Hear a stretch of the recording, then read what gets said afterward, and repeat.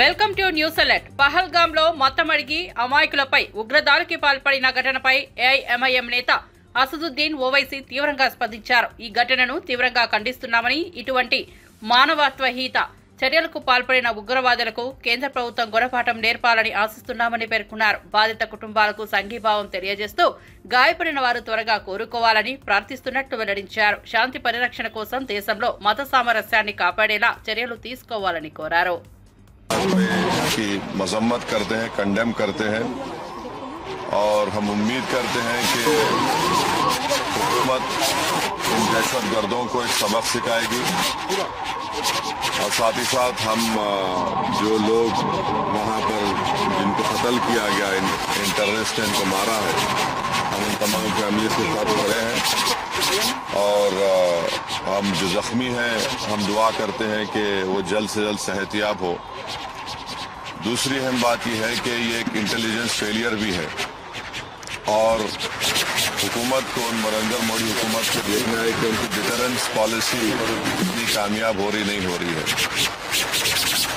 चौथी बात यह है कि उरी हुआ, पुलवामा हुआ, ये उरी और पुलवामा से ज्यादा कंडेमनेबल इंसिडेंट है ये, क्योंकि जो सिविलियन लोग हैं वहां पर जाकर ये टेररिस्ट जो हमारे पड़ोसी मुल्क से जरूर आए हैं और वहां से आकर यहाँ पर हमारी सरजमीन पर मासूम लोगों को उनकी जान लेते हैं और बड़ा दर्दनाक वाक़या है ये, बल्कि ये मैसेकर है और हम नरेंद्र मोदी हुकूमत से इस बात का डिमांड करते हैं कि वो अकाउंटेबिलिटी किसकी है फिक्स करें, डिटरेंस पॉलिसी को अपने देखें और उरी और पुलवामा से बड़ा इंसिडेंट है और उम्मीद करते हैं कि हुकूमत इन तमाम जालिमों को सबक सिखाएगी और इनको जो लोग मरे हैं उनसे इंसाफ होगा और एमआईएम पार्टी उन तमाम खानदान और परिवार के साथ खड़ी हुई है जिनकी जानें गई हैं और जो जख्मी है हम ये मुतालबा करते हैं, डिमांड करते हैं कि जल्द से जल्द उनको जो भी वहाँ पर तिबी इमदाद या मेडिकल फैसिलिटी ज़रूरत है उनको पहुँचाई जाए। और ये कंडेमनेबल इंसिडेंट है, इसमें कश्मीर में टूरिज्म इंडस्ट्री को बहुत बड़ा इससे नुकसान पहुँचाने की कोशिश की जा रही है और ये टेररिस्ट जो आए हैं पड़ोसी मुल्क से, इनका एक ही मकसद है कि टेरर फैलाया जाए, मासूम लोगों की जान ली जाए और ये इनका एक तरीके से वहां से आना यहाँ पर हमारी सरजमीन पर और आकर కశ్మీర్లో అమాయకులపై ఉగ్రదాడిని ఖండిస్తూ హైదరాబాద్ లో బీజేపీ నాయకులు బహిరంగ నిరసన నిర్వహించారు. ఈ కార్యక్రమంలో కేంద్ర మంత్రి కిషన్ రెడ్డి, ఎంపీలు ఈటెల రాజేందర్, కొండా విశ్వేశ్వరరెడ్డి, బీజేపీ రాష్ట్ర అధ్యక్షుడు కె లక్ష్మణ్ పాల్గొన్నారు. దేశ భద్రతను కాపాడేందుకు కేంద్ర ప్రభుత్వం అన్ని చర్యలు తీసుకుంటుందని పేర్కొన్నారు. అమాయక ప్రజలపై దాడులకు పాల్పడే ఉగ్రవాదులను ఉపేక్షించబోమని హెచ్చరించారు. మతం పేరుతో హింస సృష్టించాలనే కుట్రలను దేశ ప్రజలు ఓర్చుకోరని, దీనిపై దేశం మొత్తం ఏకతాటిపై నిలవాలని పిలుపునిచ్చారు. పహల్గామ్ ప్రాంతంలో జరిగిన ఉగ్రదాడిలో 3 తెలుగు రాష్ట్రాలకు చెందిన వ్యక్తులు మృతి చెందడం తీవ్ర విషాదంగా మారింది. విశాఖపట్నంకు చెందిన రిటైర్డ్ ఉద్యోగి చంద్రమౌళి, నెల్లూరు జిల్లా కావలికి చెందిన సాఫ్ట్వేర్ ఉద్యోగి మధుసూదన్ రావు, హైదరాబాద్ కు చెందిన ఐబీ ఆఫీసర్ మనీష్ రంజన్ ఈ ఘటనలో ప్రాణాలు కోల్పోయారు. ఉగ్రవాదుల మతం ఏమిటని అడిగి వారి కుటుంబాల సమక్షంలోనే హత్యలు చేసిన ఘటన దేశాన్ని ఒక్కసారిగా ఉలిక్కిపడేలా చేసింది. మృతుల కుటుంబాలు శోక సంద్రంలో మునిగిపోయాయి. కేంద్రం ఈ ఘటనపై తీవ్రంగా స్పందించి బాధ్యులపై కఠిన చర్యలు తీసుకోవాలని ప్రజలు డిమాండ్ చేస్తున్నారు.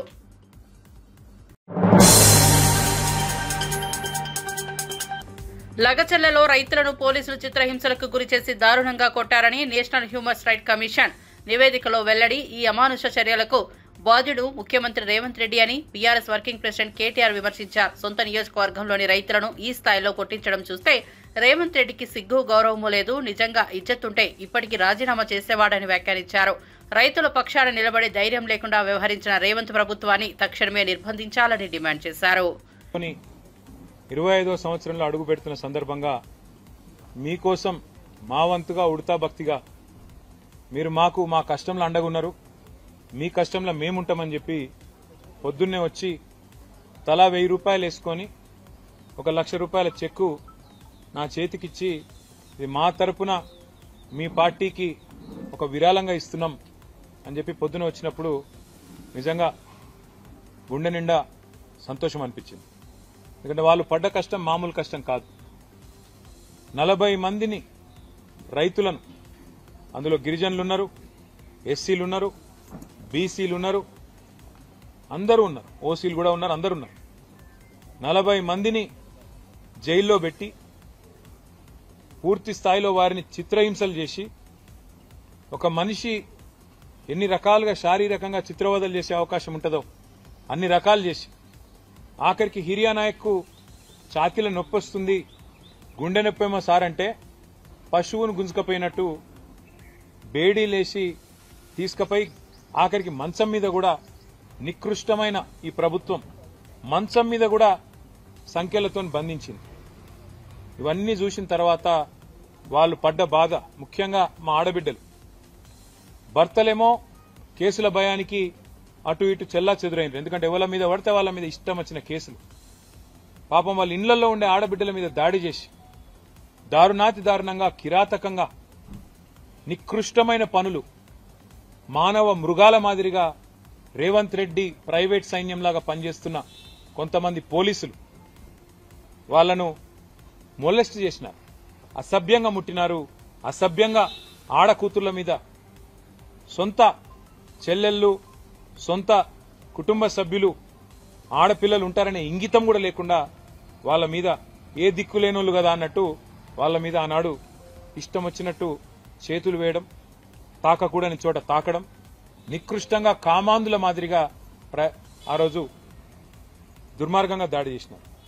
ఇవన్నీ చూసిన తర్వాత గుండె రగిలి, మా నాయకుడు, మా సోదరుడు నరేందర్ రెడ్డి అప్పుడు జైల్లో ఉన్నాడు, ఆయన కూడా 37 రోజులు జైల్లో పెట్టింది. గుండె రగిలి వాళ్ళందరూ మా దగ్గరికి వస్తే, ఇదే తెలంగాణ భవన్కి వస్తే వాళ్ళకి మాట ఇచ్చిన మందులో ప్రెగ్నెంట్. మాజీ ఎంపీ కేశినేని నానిపై టీడీపీ ప్రభుత్వ ఎమ్మెల్యే బోండా ఉమామహేశ్వరరావు తీవ్ర స్థాయిలో మండిపడ్డారు. నాని బ్యాంకులను మోసం చేసి అబ్బోలు ఎక్కొట్టారు. ఆయనపై ఆస్తుల సీజ్ వరకు జరిగింది నిజం. ఇప్పుడు తను ఉరికిపోతున్న పేరు నిలబెట్టుకోవడానికే ఎంపీ కింతాలి శివనాథ్పై అసూయతో ఆరోపణలు చేస్తున్నారని ఆగ్రహం వ్యక్తం చేశారు. పార్టీకి నష్టమే గాక వ్యక్తిగత దుయ్యబాట్లు కూడా నైతికంగా సమర్థించదగినవి కావని పేర్కొన్నారు. పార్టీకి భిన్నంగా వ్యవహరించే వారిని ఎట్టి పరిస్థితుల్లోనూ సహించబోమని బోండా ఉమా హెచ్చరించారు. లేని సంబంధాలు చిన్నీకి కంపెనీకి అంటగడతాం.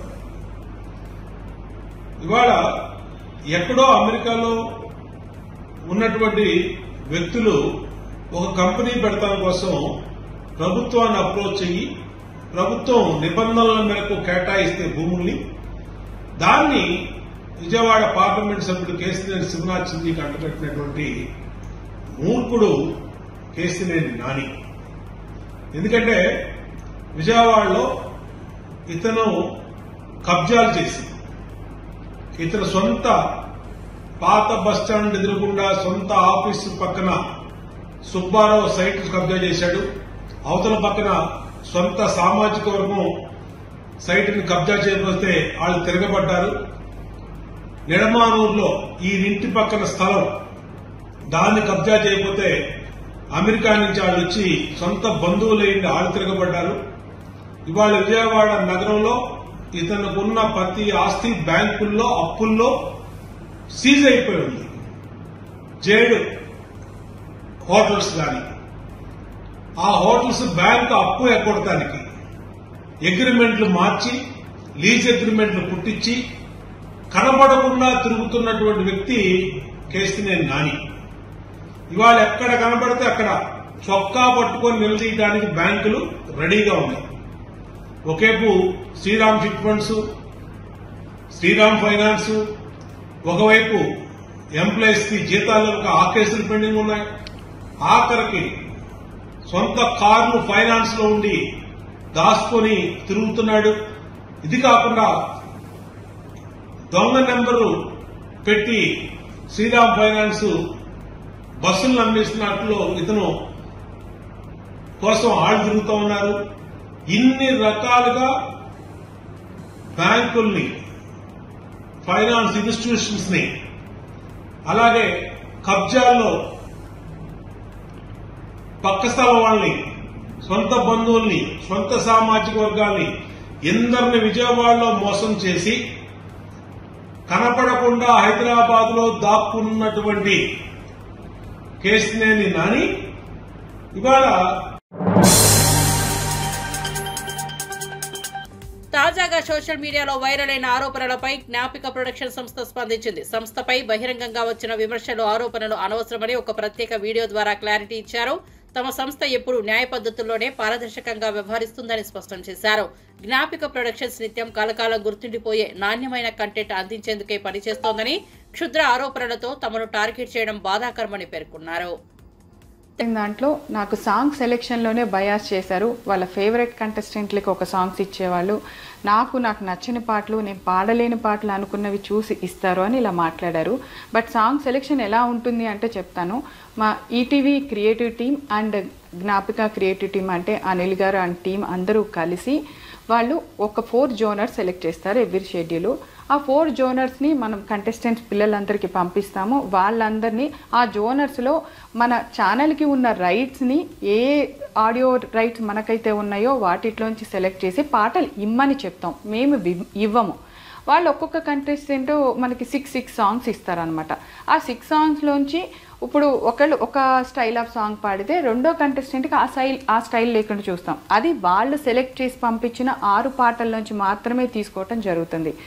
సో ఇది ఒక క్లారిటీ. ఈ 6 పాటల్లోంచి మేము ఇచ్చిన పాటని వాళ్ళు ప్రిపేర్ అయ్యి వాళ్ళు రిహార్సల్స్కి వచ్చి అక్కడి నుంచి నోటేషన్లు అన్నీ జరిగిన తర్వాత వాళ్ళు మేము రెడీ అన్న తర్వాత మా షూట్ డేట్ని మేము అనౌన్స్ చేసి షూట్ చేయడం జరుగుతుంది. ఇది సాంగ్ సెలెక్షన్ ప్రాసెస్ అండి. ఇందులో మేము ఎవరికి ఏమి బయాస్ చేసి ఇచ్చే ఛాన్స్ లేదని మీ అందరికీ అర్థమైంది కదా. అంటే పిల్లలు పంపించిన పాటల్లోంచి సెలెక్ట్ చేసి వాళ్ళ పాటని మేము ప్రజెంట్ చేయటం, వాళ్ళు ప్రిపేర్ అయిన పాటని ఫస్ట్ ఆఫ్ ఆల్ రిహార్సల్స్ కూడా ఈటీవీ చాలా స్పెండ్ చేసి వాళ్ళకు ఒక 2 days ముందు మొత్తం ఎక్విప్మెంట్ అరేంజ్ చేసి వాళ్ళ సెలెక్షన్ వాళ్ళు వచ్చి అక్కడ ప్రాక్టీస్ చేసుకొని ఆఫ్టర్ దట్ ఆ పాట షూట్ రోజు పాడేలాగా మనం అరేంజ్ చేయడం జరుగుతుంది. సో ఇంత దాంట్లో జరిగే ప్రాసెస్ని చాలా సింపుల్గా పాట సెలెక్షన్లో బయాస్ జరిగింది అని చెప్పి ప్రవస్తి గారు అన్నారు. సో ఇది క్లారిటీ అండి. సో అండ్ నెక్స్ట్ అసలు మెయిన్ ఎలిగేషన్ కాస్ట్యూమ్స్ ప్రాసెస్ ఎలా జరుగుతుందంటే, ఇప్పుడు పిల్లలందరూ దగ్గర నుంచి వచ్చిన సాంగ్స్లో ఫైనల్ అయిన ప్రతి పాటలోంచి ఆ పాటకి తగ్గ ఏవే డ్రెస్సులు బాగుంటాయి అనేది ఇట్స్ ప్యూర్లీ నేను డిసైడ్ చేసి ఇస్తానండి. అంటే మేకోవర్లో ఈ పాటకి ఈ డ్రెస్ వేసుకుంటే బాగుంటుంది అని నేను సెలెక్ట్ చేసినవి ఈటీవీకి పంపించిన తర్వాత ఈటీవీ వాళ్ళు మాకు ఎస్ అండి బాగున్నాయి ఇవి అని చెప్పిన తర్వాత నేను అవి డిజైనర్కి పంపించడం జరుగుతుంది. ఆ కాస్ట్యూమర్ ఏదైతే దాన్ని మేము పంపించిన ఫోటో ఉంటుందో దాన్ని డిజైన్ చేసి పిల్లలకి ఆ రోజు ఇవ్వటం జరుగుతుంది. ఇది ప్రాసెస్ అండి. ఇక్కడ ఎవరి చాయిస్ లేదు, పాటదే చాయిస్. పాటకి తగ్గట్టుగా మేము కాస్ట్యూమ్ డిజైన్ చేస్తాను తప్పితే అవి మనుషులకి తగ్గట్టుగా ఏ రోజు డిజైన్ చేయటం జరగలేదు. మీరు ఒక్కళ్ళే ప్రవస్తి గారు ఇది చెప్పింది. అండ్ తెలంగాణ సీఎం రేవంత్ రెడ్డి, మంత్రి శ్రీధర్ బాబు నేతృత్వంలోని అధికార బృందం జపాన్లోని హిరోషిమాను సందర్శించింది. పర్యటనలో భాగంగా వారు హిరోషిమా డిప్యూటీ గవర్నర్తో సమావేశమయ్యారు. ఈ సందర్భంగా క్లీన్ టెక్నాలజీ, విద్య, సాంస్కృతిక మార్పిడి, ఆటోమేటిక్ కారిడార్ ఏర్పాటు తదితర అంశాలపై లోతుగా చర్చించారు. పరిశ్రమలు, విద్యాసంస్థల మధ్య అనుసంధానం, టెక్ ట్రాన్స్ఫార్మర్ వంటి విషయాలపై కూడా అధికారి స్థాయిలో చర్చలు జరిపారు.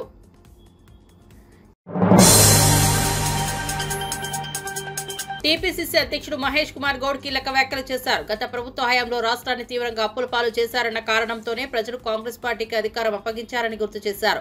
బీఆర్ఎస్ పార్టీలో నేతలు ప్రతిపక్ష హోదాలో ఉన్నప్పటికీ ప్రజల కోసం పోరాడకుండా కేసీఆర్ ఫామ్ హౌస్ కే పరిమితమయ్యారని మండిపడ్డారు. కాంగ్రెస్ గెలవకూడదనే ఉద్దేశంతోనే బీజేపీతో బీఆర్ఎస్ గా వ్యవహరించిందని ఆరోపించారు. అయితే బీఆర్ఎస్ మళ్లీ తెలంగాణ రాజకీయాల్లో లేచే పరిస్థితి లేదని స్పష్టం చేశారు. తమ పాలన ప్రజల మద్దతుతో మళ్లీ గెలుస్తామని ధీమా వ్యక్తం చేశారు. నిజాం సాగర్ దాదాపు 17 టీఎంసీలు కుదించుకుపోవడం జరిగింది. మళ్ళీ కాంగ్రెస్ ప్రభుత్వమే 1970లో ఆయకట్టు హైట్ ని పెంచి 2 మీటర్లు ఆయకట్టు హైట్ పెంచి దాదాపు 12 నుంచి 17 టీఎంసీలు నీటి నిల్వ కోసం ఖర్చు చేయడం జరిగింది. నేను నిన్న పెద్దలందరూ విజ్ఞప్తి చేశాను. నిజాం సాగర్ ప్రాజెక్టులో కానీ శ్రీరామ్ సాగర్ ప్రాజెక్టులో కానీ ఉన్న సిల్ట్ని సెడిమెంటేషన్ తీసేస్తే నిజాం సాగర్ కూడా దాదాపు 1.5 ఎకరాలు అదనంగా ఆయకొట్టచ్చే అవకాశం ఉంది. శ్రీరామ్ సాగర్ ప్రాజెక్టు 2.5 లక్షల పైచులకు ఎక్కువగా పారించే అవకాశం ఉంది. ఆ దశగా రాష్ట్ర ప్రభుత్వం ప్రయత్నం చేస్తుందని చెప్తా ఉన్నాం. రైతే దేవుడు, రైతు చల్లగా ఉంటే మనం సంక్షేమంగా ఉంటామని నమ్మే ప్రభుత్వం మాది. ఇలా బీఆర్ఎస్ నాయకులు రైతులకేదో మేము చేశామని గొప్పలు చెప్పుకుంటున్న తరుణంలో 2-3 ఉదాహరణలు మీకు ఇస్తాను. బీఆర్ఎస్ పార్టీ రైతుల పట్ల చేసిన నిర్వాకం, రైతు కుప్పల మీద, రైతులు వరి కుప్పల మీద వేసి చూసి ప్రాణాలు ఇచ్చినట్టు సంఘటనలు ఎన్నో జరిగాయి ఈ రాష్ట్రంలో. ధాన్యం అమ్మకానికి వచ్చి గంజులో దినాల తరబడి వేచి చూసి ప్రాణాలు అడిచిన సంఘటనలు మర్చిపోలే. రైతులకు బేడీలేసిన సంఘటన మర్చిపోలే. రైతుల మీద విచ్చలవిడిగా లాఠీ చార్జ్ చేసిన సంఘటన మర్చిపోలే. అన్నిటికి మించి కేంద్ర ప్రభుత్వం మోడీ గారు రైతు వ్యతిరేక చట్టాలు తెస్తే వారికి పరిపూర్ణ మద్దతు ఇచ్చినట్టు సంఘటన మర్చిపోలే. మనం దేశంలో రైతు వ్యతిరేక చట్టాలు తెచ్చినప్పుడు దానికి ఓటేసిన ఘనత బీఆర్ఎస్ పార్టీది. కాంగ్రెస్ పార్టీ నాయకత్వంలో ఉద్యమాలు చేసి రైతు చట్టాలు వెనక్కి తీసుకునే విధంగా కాంగ్రెస్ పార్టీ ఉద్యమం చేసింది. ఇలా వాళ్ళు రైతుల గురించి మాట్లాడుతూ ఉన్నారు. ఇవాళ సన్న బియ్యం, నేను గౌతమ్ నగర్ లో ఒక దళిత కుటుంబంలో సన్న బియ్యం భోజనం చేసి వస్తా ఉన్నాం. యావత్ దేశం మన వైపు చూస్తున్నటువంటి ఏపీ రాజకీయాల అనూహ్య పరిణామం చోటు చేసుకుంది. విశాఖకు చెందిన వైసీపీ ఎమ్మెల్సీ దువ్వాడ శ్రీనివాస్ ను పార్టీ నుంచి సస్పెండ్ చేస్తూ వైఎస్ జగన్ ఆశ్చర్యకర నిర్ణయం తీసుకున్నారు. అధికారికంగా పార్టీ డిసిప్లినరీ కమిటీ వేటు వేయడం రాజకీయ వర్గాల్లో చర్చనీయాంశమైంది. ముఖ్యంగా టెక్కలిలో పార్టీ ఇన్ఛార్జ్ పేరాడ తిలక్కు మద్దతుగా ఇవ్వకపోవడమే శ్రీనివాస్ పై చర్యలకు దారితీసిందని సమాచారం. అంతేకాక కుటుంబ సమస్యలు, పార్టీలో తీవ్ర అసంతృప్తి కూడా ఈ నిర్ణయానికి దారి తీసినట్లు చెబుతున్నారు. దీంతో టెక్కలిలో వైసీపీకి తీవ్ర దెబ్బ తగిలిందన్న భావన ఏర్పడింది. క్యాడర్ను ఏకతాటిపైకి తీసుకురావడంలో జాప్యం, గ్రూప్ రాజకీయం ఈ వేటకు మూల కారణంగా కనిపిస్తోంది. దీంతో దువ్వాడ డైనమాలో ఉన్నారు. ఇక నుంచి ఆయన రాజకీయ భవిష్యత్ ఏ మలుపు తిరుగుతుందన్నది ఆసక్తికరంగా మారింది.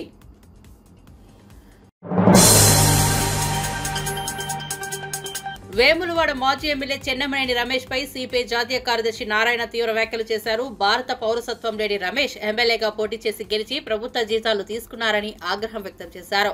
ఇది నైతికంగా, చట్టపరంగా తగదని స్పష్టం చేసిన నారాయణ ఆయన తీసుకున్న మొత్తాన్ని ప్రభుత్వానికి తిరిగి చెల్లించాలని డిమాండ్ చేశారు. పదవిని అడ్డుపెట్టుకుని అనేక వ్యాపారాల్లో లాభాలు పొందిన చెన్నమనేని ప్రజాస్వామ్యాన్ని మోసం చేశారని మండిపడ్డారు. పౌరసత్వ వివాదం మధ్య ప్రజాధనాన్ని దుర్వినియోగం చేయడాన్ని తాము క్షమించబోమని హెచ్చరించారు. వేములవాడలో పోటీ చేసి గెలిచినటువంటి చెన్నమనేని రమేష్, ఆయన పౌరసత్వం లేదు, ఆయన కేంద్ర ప్రభుత్వాన్ని మోసం చేశాడు, న్యాయ వ్యవస్థను మోసం చేశాడు, పలు దఫాలుగా ఎమ్మెల్యేగా ఎన్నికయ్యాడు. ఎమ్మెల్యేగా ఎన్నికైన తర్వాత అనేక ప్రకారాల లబ్ధి పొందాడు. ప్రభుత్వ వేతనంతో పాటు ఆయన పలుకుబడి ఉపయోగించుకొని కోట్లాది రూపాయల వ్యాపారం చేసుకున్నాడు. చివరికి ఆయన నువ్వు పౌరుడు కాదని చెప్పేసి కోర్టు తేల్చేసింది. అయితే సుప్రీంకోర్టు మొదలుకొని హైకోర్టు దాకా దాదాపుగా 10 ఏళ్లు అటు ఇటు తిప్పించి అటు కేంద్ర ప్రభుత్వాన్ని మోసం చేశాడు, ఇటు న్యాయ వ్యవస్థను మోసం చేశాడు. చివరికి ఆయన పౌరుడు కాడని తేలింది. ఎవరైతే కేసు వేశారో పేరు శ్రీనివాస్, ఆయనకు కోర్టు ఖర్చుల కింద 25 లక్షలు కట్టించమని చెప్పి కోర్టు చెప్పింది. దీన్ని బట్టి కోర్టు ఖర్చుల కోసం ఇప్పించినటువంటి కోర్టే ఇప్పుడు నేను కోరేది ఏంటంటే, ఆయన న్యాయ వ్యవస్థను మోసం చేశాడు, కేంద్ర ప్రభుత్వాన్ని మోసం చేశాడు, ఈ దేశ పౌరుడు కాదు, విదేశీ పౌరుడు. అలాంటి వాడు మోసం చేస్తే అతని దగ్గర నుంచి ఈ ఎమ్మెల్యేగా ఉండగా ఏం అనుభవించాడో, ప్రభుత్వం చేసి ఎంత జీతాలు పొందాడో అవి మొత్తం తిరిగి వెనక్కి ఇవ్వాలి. అదే సందర్భంలో ఆయన ఎమ్మెల్యే పదవిని ఉపయోగించుకొని అనేక కోట్ల రూపాయల లావాదేవీలు పొందాడు. ఇవన్నిటికీ ఆయన పనిష్మెంట్గా శిక్ష పడాలి. ఒకటి, ఆర్థికంగా లబ్ధి పొందిన మొత్తం ప్రభుత్వానికి ఇవ్వాలి. 2, మోసం చేసినందుకు చీట్ల కింద అతని కేసు బుక్ చేయని చెప్పేసి మేము కోరుతున్నాం. అవసరమైతే న్యాయస్థానాన్ని కూడా మేము ఆశ్రయిస్తాం. ఏపీ ఇంటెలిజెన్స్ మాజీ చీఫ్ పిఎస్ఆర్ ఆంజనేయులను సిఐడి అధికారులు కోర్టులో హాజరుపరిచారు. తొలుత విజయవాడ ప్రభుత్వ ఆసుపత్రిలో ఆయనకు వైద్య పరీక్షలు నిర్వహించారు. అనంతరం ఆయనను న్యాయస్థానానికి తరలించారు. ముంబై నటి జత్వానీపై వేధింపుల కేసులో సిఐడి అధికారులు పిఎస్ఆర్ ఆంజనేయులను మంగళవారం అరెస్టు చేసిన సంగతి తెలిసిందే.